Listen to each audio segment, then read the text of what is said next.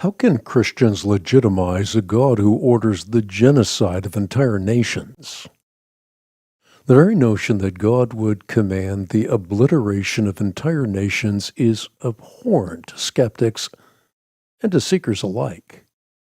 In context, however, God's commands are perfectly consistent with his justice and mercy.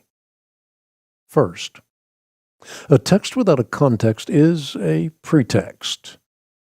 God's commands to destroy the nations inhabiting the promised land of Canaan must never be interpreted in isolation from their immediate context. The command to destroy them totally is contextualized by the words, "Do not intermarry with them, for they will turn your sons away from following me to serve other gods. This is what you are to do to them. Break down their altars, smash their sacred stones, cut down their Asherah poles, and burn their idols in the fire."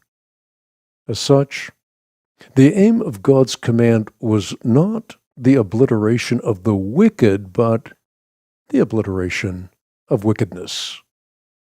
Furthermore, God's martial instructions are qualified by his moral intentions to spare the repentant. As the author of Hebrews explains, by faith the prostitute Rahab, because she welcomed the spies, was not killed with those who were disobedient. Not only were Rahab and her family spared on account of her faith, but she was allowed to live among the Israelites and came to hold a privileged position in the lineage of Jesus Christ.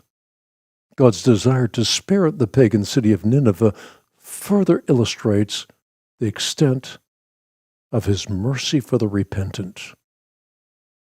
Finally, God unequivocally commanded Israel to treat the aliens that were living among them with respect and equality. Foreigners living among the Israelites celebrated Passover, benefited from an agrarian system of welfare, and enjoyed full legal protection. Even descendants of Israel's enemies, the Edomites and the Egyptians, were allowed to enter the assembly of the Lord. In fact, God condemned oppression of aliens in the harshest possible language. Cursed is the man who withholds justice from the alien, the fatherless, or the widow. Such concern for foreigners clearly demonstrates that mercy was to be shown to those who, by faith, repented of their idolatry and were thereby grafted into true Israel.